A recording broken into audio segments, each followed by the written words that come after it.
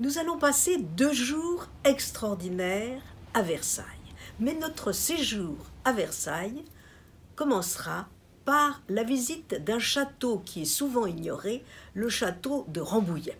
Le château de Rambouillet est surprenant lorsqu'on le voit de l'extérieur, parce qu'il a été construit au Moyen-Âge, il en reste une tour, et puis après il a été remanié à plusieurs occasions.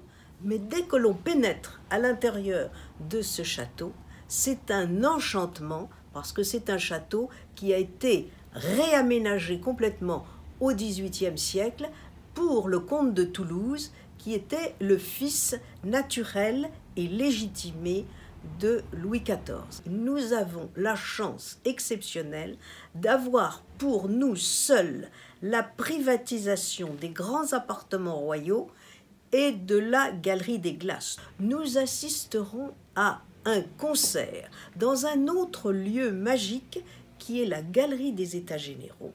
Le concert sera donné par le violoncelliste Gauthier Capuçon, accompagné par le pianiste Samuel Parent, et Gauthier Capuçon nous réserve un programme qu'il a lui-même préparé.